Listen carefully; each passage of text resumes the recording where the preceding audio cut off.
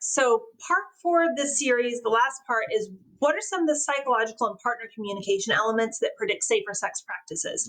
If you read your textbook thoroughly, the first 3 videos should have been quite a bit of a recap. I added a little bit extra information in the emergency contraception video, which was the last one. But this one I did some digging for some more interesting factoids to introduce, because I think this is a psychology of human sexuality class, so it's important to talk about the psychology elements and not just the physiology elements of, how does diaphragm work, things like that, and what is chlamydia. So what predicts safer sex practices? In multiple research studies, one of the big elements that has been found to predict safer sex practices is the availability of contraception, STI prevention methods, both real and perceived availability, and this includes expense. So do I think I'd be able to get it? Would I be able to afford it for minors who live at home with their parents, right? Is this something I can get away with having? Or is my mom going to find condoms in my room that's going to be a whole thing? Things of that nature. Now, personal soapbox real quick. This is frustratingly hard to fix. And what I mean by that is a university that I was affiliated with for a long time, I was on a board that we were trying to get, so back up just a little bit. We would do like free STI test days at this university.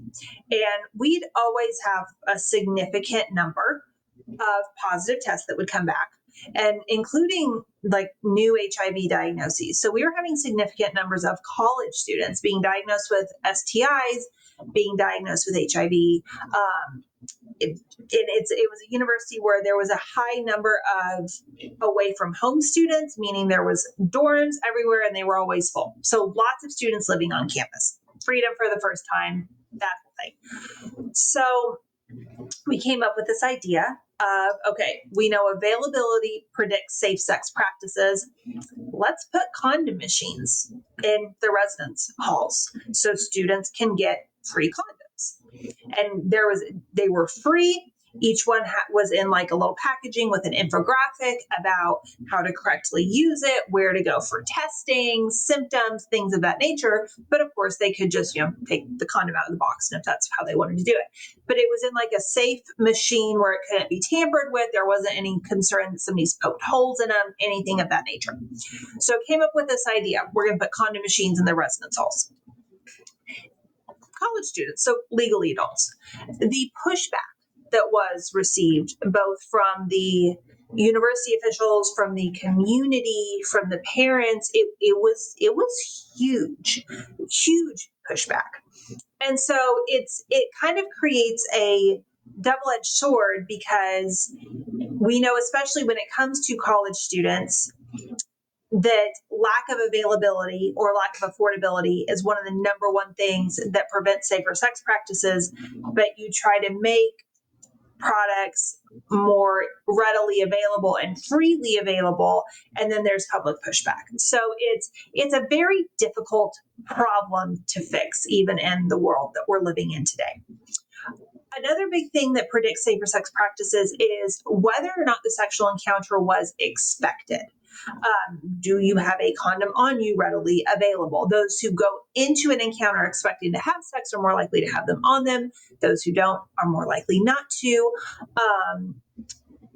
Individuals who expect to be sexually active might be on a hormonal method, whereas those who don't might not, and partner might not have a condom, and then you have to decide what you're going to do about that situation. Another interesting thing that predicts safer sex practices, media modeling, including pornography. So the TV shows that are being watched, do they show conversations about partners using condoms or being on some sort of birth control, or is it just kind of assumed or never discussed?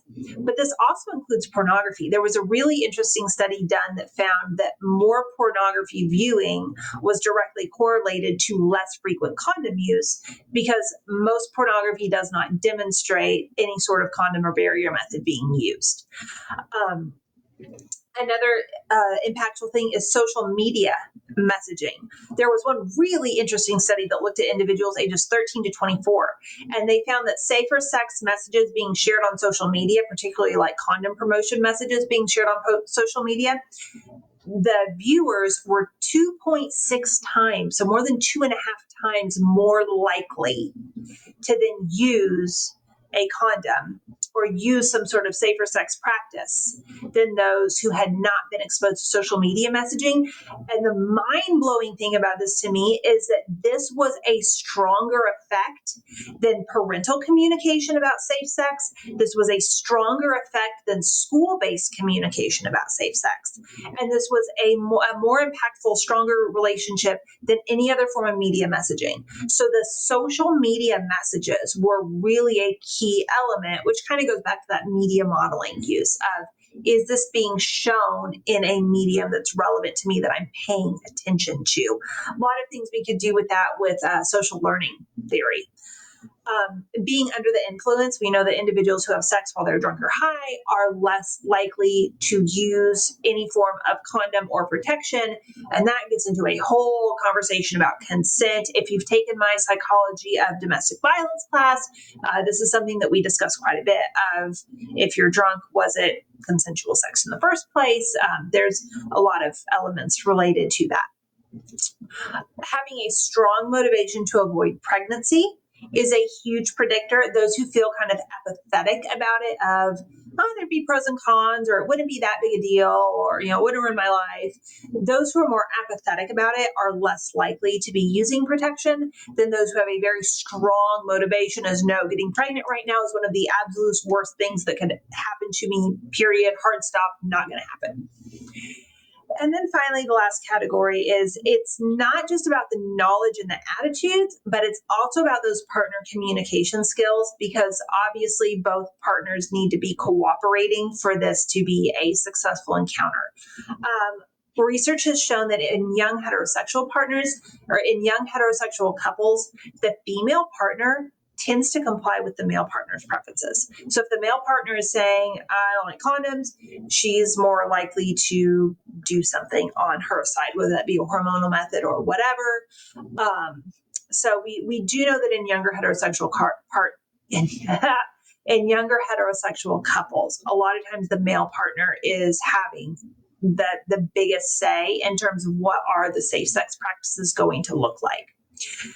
And another really interesting fact that's been found is that general sexual communication is related to increased communication about what kind of protection they want to use, what is most relevant for their situation.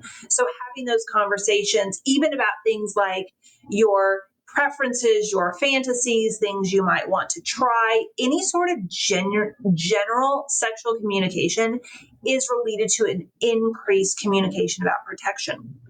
One thing that we've found in research can lead to decreased safer sex practices is having a lot of assumptions.